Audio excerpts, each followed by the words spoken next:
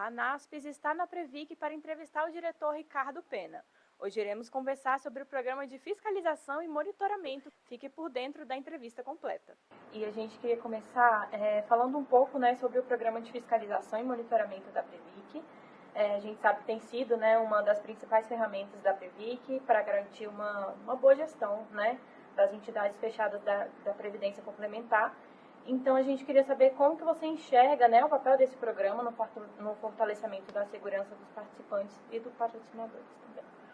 Bom, obrigado, ANASP, aí, pela oportunidade, poder falar com o público da ANASP. É sempre uma satisfação. Já estive lá, inclusive, na sede da ANASP, então agradeço muito essa oportunidade.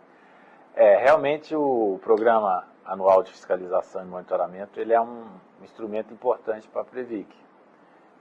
Porque é através dele que a gente organiza a nossa força de trabalho, a nossa capacidade de supervisão para supervisionar as atividades dos fundos. Então, a atividade de supervisão é uma atividade difícil, mas muito necessária, porque a gente trabalha num regime que é privado, o regime de previdência complementar é privado, e o papel do Estado aqui é de fiscalizar, licenciar e normatizar.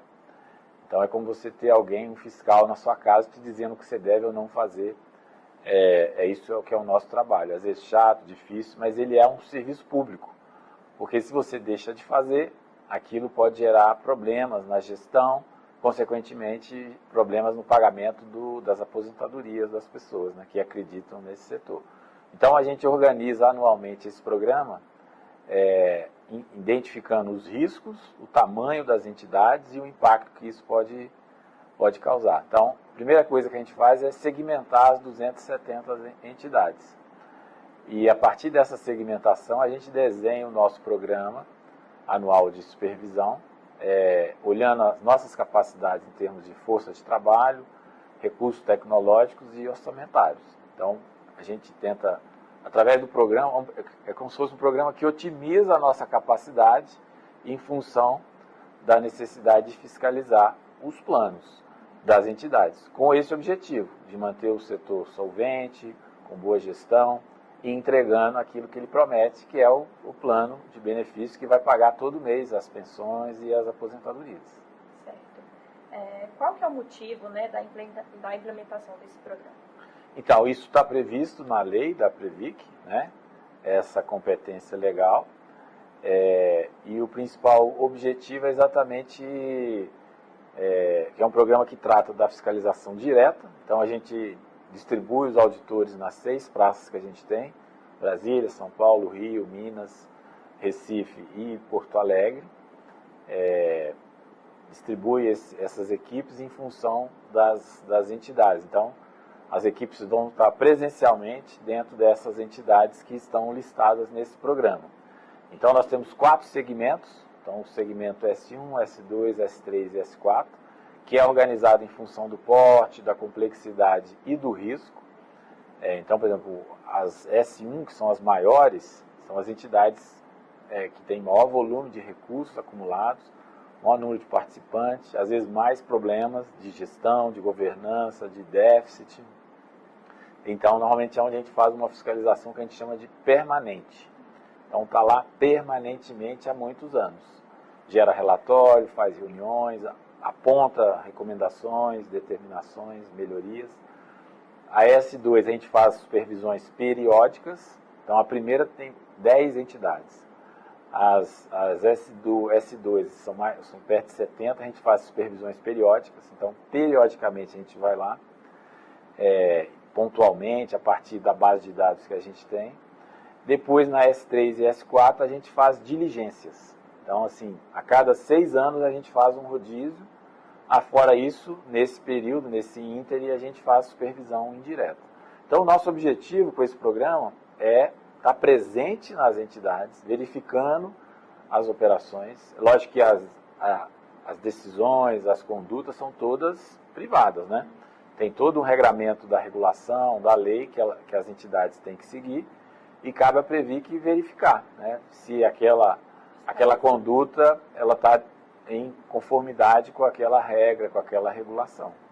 Então é para isso que o programa é desenhado, para que a Previc possa dar a resposta que o setor precisa. Até porque o nosso setor, ele paga uma taxa, chama TAFIC, que é a taxa de fiscalização. Então é como se fosse um serviço público mesmo, né? Então o serviço de fiscalização que a Previc já exerce há 15 anos, tem esse objetivo, estar presente nas entidades, acompanhar o dia a dia, orientar, quando for necessário, determinar que se façam aquela correção, aquela melhoria. E se isso não acontecer, aí sim você aplica um regime disciplinar, que aí já é um regime de multa, de sanção, inabilitação. A Previc não tem objetivo de sancionar, de arrecadar multa. Nosso objetivo é que o setor funcione, né, que a gente chama de rigidez do setor. Que o setor tenha capacidade de acumular, porque é um regime de capitalização, e pagar os benefícios. Então é com esse objetivo que a gente desenvolve esse programa anual de fiscalização. Tá. Quais que foram, né, as principais modificações ou então os avanços, né, no programa em 2023? Então, é importante, em 2023, quando a gente chegou aqui nessa gestão, já existia o programa, ele já existe porque ele está na lei desde 2009, né? A gente procurou fortalecer esse instrumento, porque antes aqui, o que existia antes de 2023 é que a gente não era segmentado as entidades. Então, se dava ênfase, é o que eles chamavam na época de ESI, entidades sistematicamente importantes. Então, aqui o programa ele escolhia 17 entidades entre as 270 e só fiscalizava as 17. As outras, é o que a gente brinca aqui, eles diziam que eram desimportantes. E nós entendemos que todas são importantes. A pequena, a média, a grande e a gigante. Então, para nós, o nosso trabalho é fiscalizar todas, né?